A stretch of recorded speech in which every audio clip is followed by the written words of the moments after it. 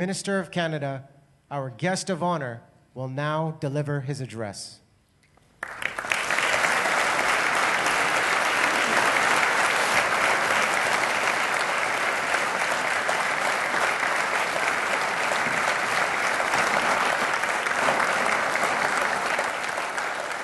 Merci beaucoup. Thank you very much, Your Highness, members of the family, former Governor General Clarkson, and colleagues from the Parliament of Canada, distinguished guests, ladies and gentlemen, and of course, all of those who are watching this from all across the country. Your Highness, 4 years ago, we stood together on this very site for the foundational ceremony of the Ismaili Center, Aga Khan Museum and Park. I said then that these projects promise to be another stunning addition to Canada's growing array of architectural treasures. We celebrate today the fact that that ambitious promise is now a splendid reality.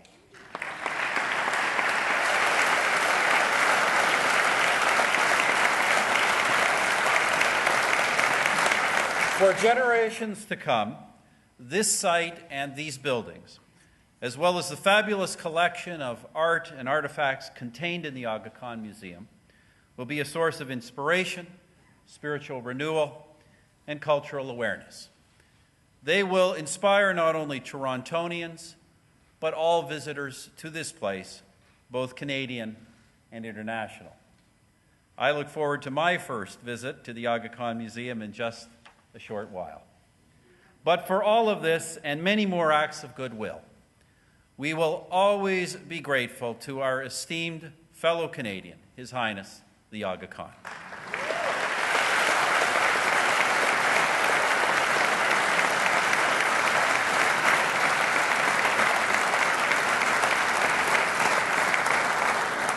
We celebrate today, then, not only the harmonious meeting of green gardens and glass galleries, or of Italian marble and Canadian maple. We rejoice, above all, in the special spirit which fills this place and gives it its soul. For a very, very long time, this priceless gift will bring joy to the eyes and jubilation to the hearts of countless visitors. À partir d'aujourd'hui, le Canada s'enrichit d'un nouveau point de contact avec la riche civilisation de l'Islande. Je souhaite de tout cœur que le plus grand nombre possible de nos concitoyens et concitoyennes perdront avantage de cette avenue de connaissance et de partage qui s'ouvre devant nous. Since his accession to the imamate in 1957, that's before I was born.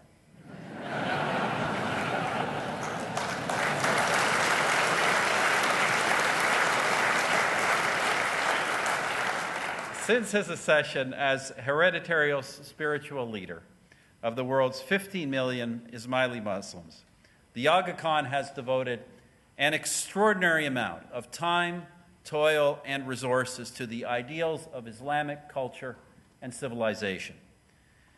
In doing so, His Highness has contributed greatly to demystifying Islam throughout the world by stressing its social traditions, its history of peace, of tolerance, and of pluralism. When a contrary and violent distortion so regularly dominates the news, this is a vision of Islam of which all Canadians can be proud.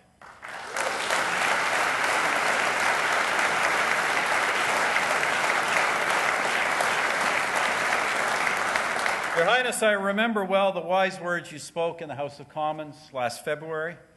Increasingly, you said then, I believe the voices of civil society are voices for change, where change has been overdue. They are voices of hope for people living in fear. They are voices that can help transform countries of crisis into countries of opportunity. This is a message that is both universal and timeless. And it does us great honor as Canadians that it is now being propagated so powerfully from our own country, thanks to you, Your Highness.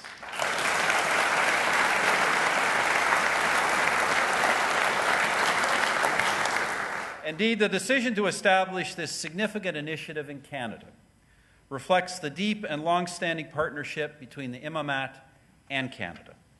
This partnership stems from our shared commitment to pluralism, to civil society, human dignity, peace, and understanding. And the impressive facility we are inaugurating today is not the first contribution the Aga Khan has made to the Canadian urban landscape. A first Ismaili Centre was opened in Canada in 1985, nearly 30 years ago, in Burnaby, British Columbia. In December 2008, I had the pleasure, again in the company of His Highness, of inaugurating the delegation of the Ismaili Imamat on Sussex Drive in Ottawa. That building, which has also been singled out for its architectural elegance, is now the seat of the Aga Khan Foundation Canada and the Global Centre for Pluralism. The centre, however, will be moving to a new location, also on Sussex Drive, at the former site of the Canadian War Museum. By a happy coincidence, that move will be completed in 2017, the 150th anniversary of our Confederation. I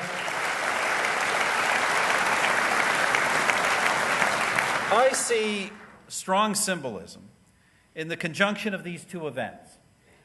They remind us that Confederation was, in fact, an early political application of the sense of pluralism which still guides us today.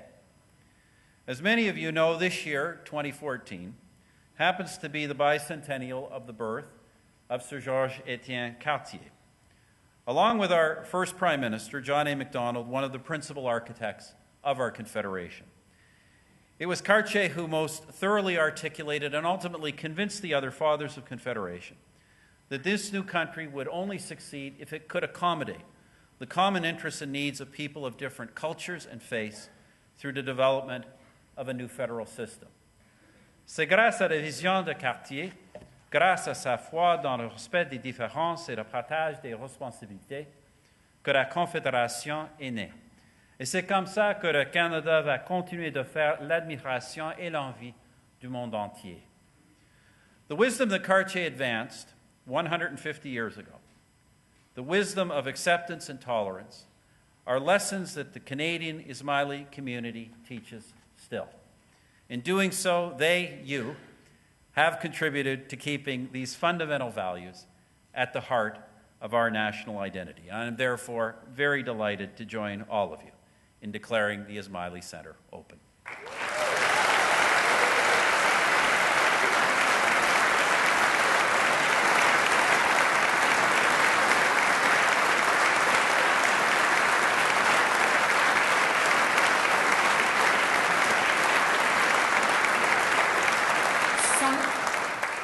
Son Altesse l'Aga Khan s'adressera maintenant à l'auditoire. His Highness, the Aga Khan, will now deliver his address.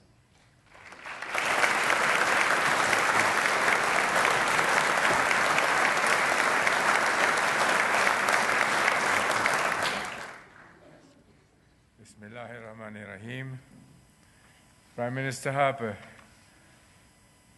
words fail me, and that's not often the case. But words fail me to thank you enough for your most gracious and warm comments on this occasion. This is indeed a magnificent day. It is not often that we have an opportunity of this sort to come together in a beautiful setting, in a wonderful spirit of friendship, and to dedicate such a splendid architectural accomplishment. As we inaugurate this building, we also have the opportunity to contemplate what it represents, the inspiring traditions of the past, the stirring challenges of the future, and the continuing search for peace through prayer. Depuis les 1400 ans qui se sont écoulés depuis la révélation de la foi musulmane, le monde de l'islam a évolué en un vaste ensemble d'interprétations et de traditions, comme ce fut le cas des autres grandes religions monothéistiques du monde. La communauté ismailique compte bien entendu au nombre de ces expressions spécifiques dans sa reconnaissance d'un imam unique et vivant, mais aussi dans son historicité géographique très diverse qui s'exprime sous la forme d'importantes communautés dans de nombreuses parties du monde. Canada, of course, has become a significant newer homeland for our community, as Ismailis have come here from so many places, from East Africa, from Tajikistan, from Afghanistan, from Syria, and from other parts of the world, all choosing to develop their destinies under the Canadian flag. One of the ways in which the Ismailis have expressed their identity wherever they have lived is through their places of prayer, known today as the Jamaat Khana. Other Muslim communities give their religious buildings different names, from Ribat and Zawiya to Khanaka. And in addition, there are other places where Muslims of all interpretations can come together, such as the non-denominational mosques. What we dedicate today is what we identify as an Ismaili center, a building that is focused around our Jamaat Khana, which also includes many secular spaces. These are places where Ismailis and non-Ismailis, Muslims and non-Muslims, will gather for shared activities, seminars and lectures, recitals and receptions, exhibitions and social events. These meeting halls and lounges, work offices, and conference rooms will serve the organizational needs of the Ismaili community.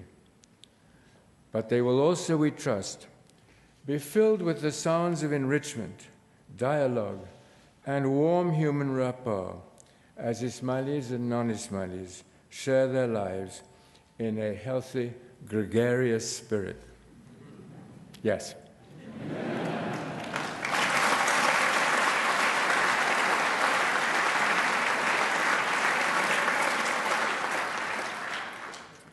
We are a community that welcomes the smile.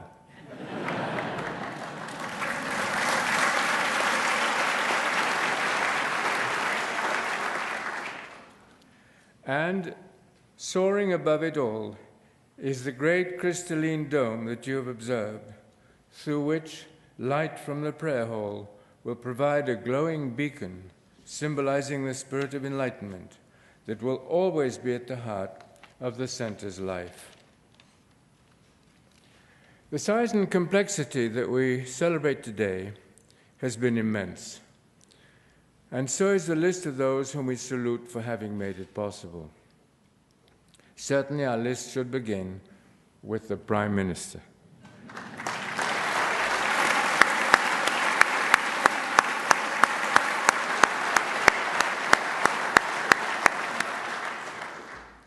With whom we have shared so many magnificent moments and so many worthwhile endeavors.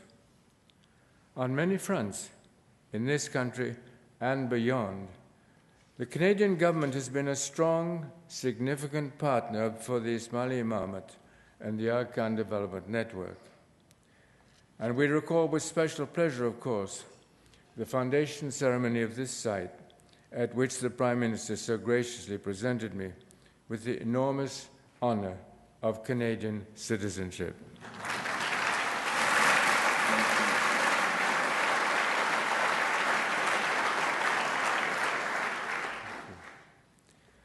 We are grateful as well to all the officials who have facilitated this accomplishment in the federal government and in the provincial government, where the Premier's unwavering enthusiasm has meant so much to us. And the same thing is true of the City of Toronto and its dedicated councillors and staff, as well as the Bata family and the people of this neighborhood.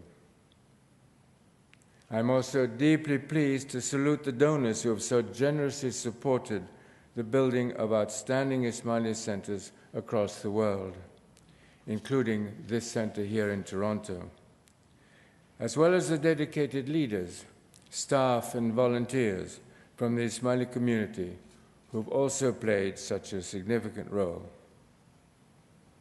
And of course, I want to recognize with special appreciation those who designed, built, and decorated this space, especially the eminent architects Charles Correa and his daughter, Nandita. Thank you.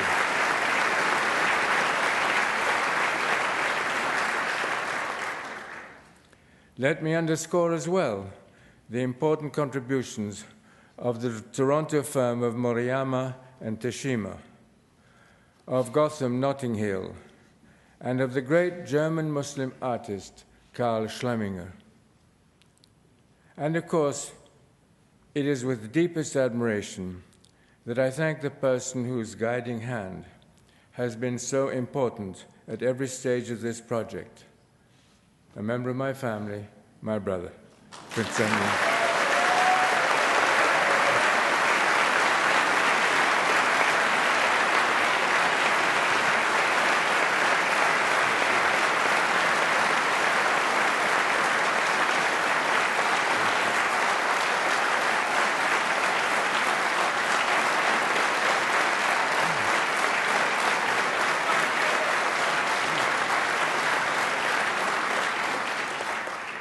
Thank you.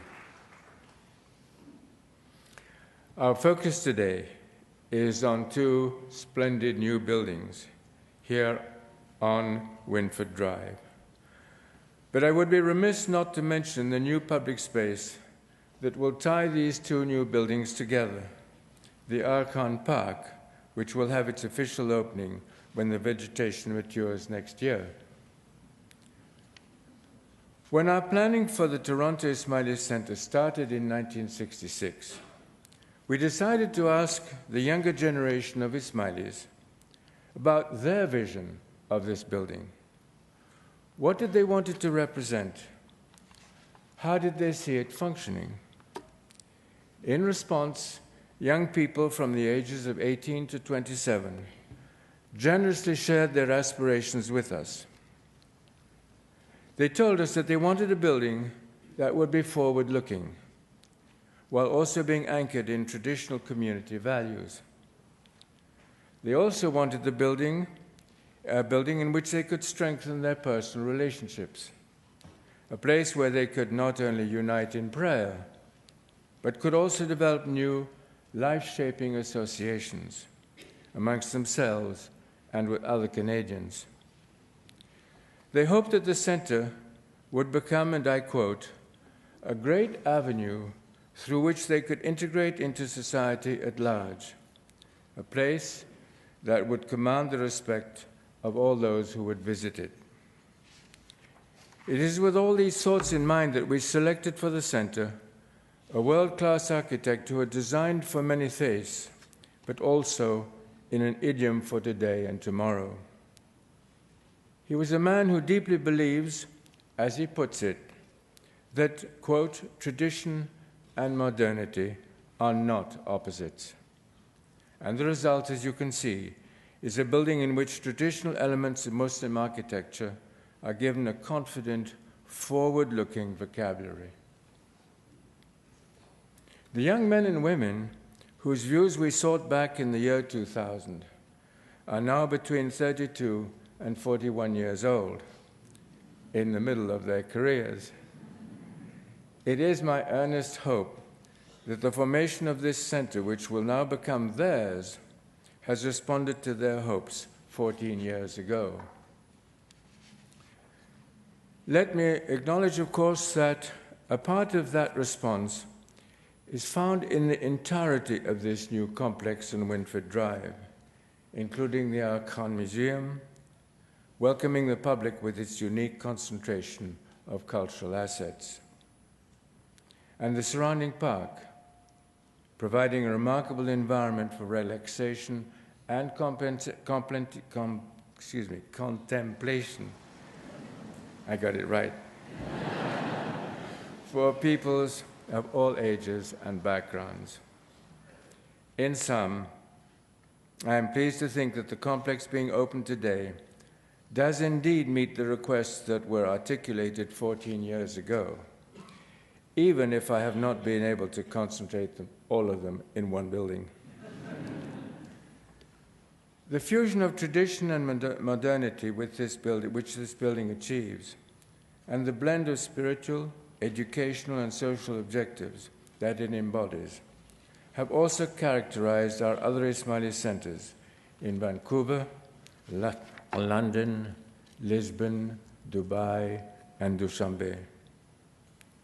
All of them were designed by architects of great international standing, and I would emphasize of great multicultural sensitivity. Charles Correa, for example, comes from an Indian background and has also designed Hindu and Christian buildings. The architect for our Vancouver Center 30 years ago was Bruno Freschi, whose family is of Italian background and whose work has included a Sikh place of worship. The new Aga Khan Park was designed by an architect of Lebanese heritage, Vladimir Zurovic. And the Aga Khan Museum is the work of a superb Japanese professional, Fumihiko Maki. How pleased we are that all of these fine artists are with us today. Thank you, Billy.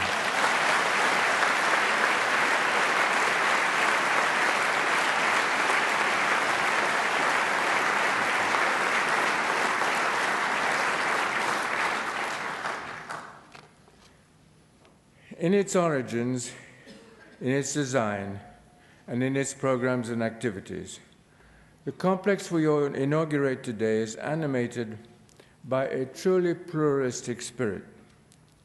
In this respect, too, it reflects the deep-set Ismaili values, pluralistic commitments that are so deeply embedded in Canadian values. These commitments have been strikingly evident in a recent government initiative that I would like to mention today.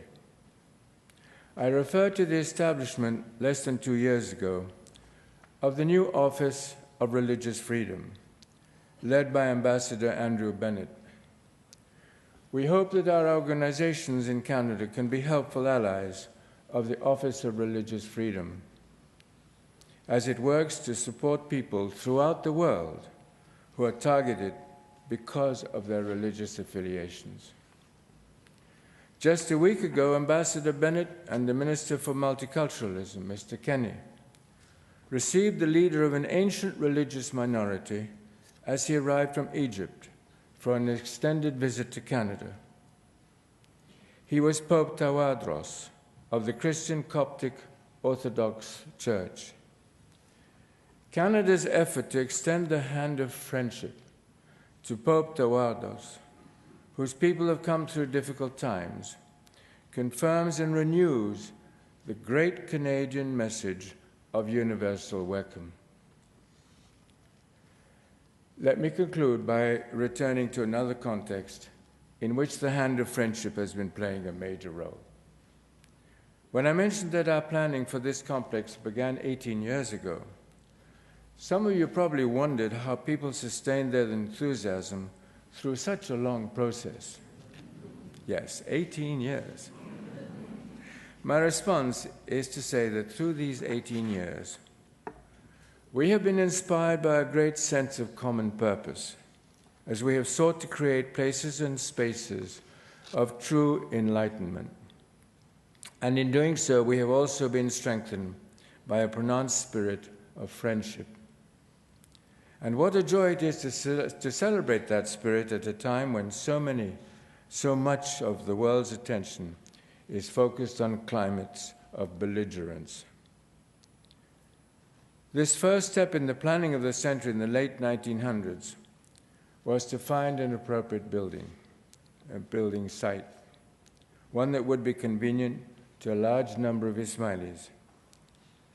This was a challenge in and of itself, as we tried to reconcile the needs of more established Ismailis with the requirements of newly arriving and less settled immigrants. After a long search, we selected a site which is little more than half of the site we have today. It was located where the new museum is now standing. Happily, we were successful in acquiring that land, and it was evident that the hands of friendship helped to make that acquisition possible. As the project progressed, we learned that the Bata family was intending to give up its office building on a site adjacent to ours, an elegant building, but one where time had taken its toll. Once again, the hand of friendship was extended, and Mrs. Bata made it possible for us to acquire that building. Because it stood on the highest point of the area, we decided to move the Ismaili Center to this site and to redesign it accordingly. The next step, of course, was to seek approval to remove the Bata building.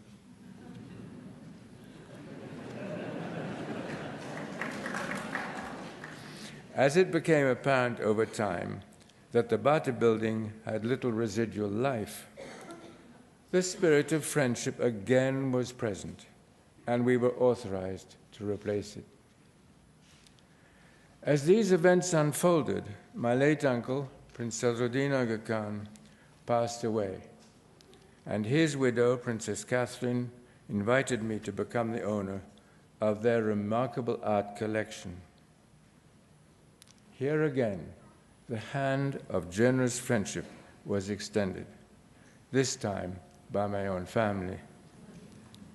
Regrettably, Princess Catherine cannot be with us today, but I might note in passing that the decisive role at critical junctures in this process was played by two remarkable women, Princess Catherine and Mrs. Bata.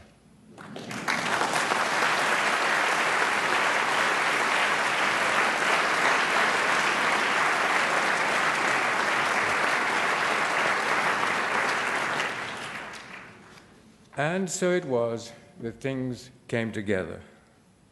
I was able to join my late uncle's collection with part of the collection that I had assembled for the Institute of Ismaili Studies in London, and with some of my personal objects. But where should this assembled collection be situated? After numerous discussions with many thoughtful people, the decision was made to build a museum on the very site that had been selected originally for the Ismaili Center. And here we are today. The story over 18 years has indeed been one of deeply shared purpose. I hope you will join me in my profound happiness in recalling the cradle of friendship in which this center has been born. And I know that all of you will also share my profound wish that the center will now prolong, decade after decade, its beautiful legacy of friendship and enlightenment. Thank you.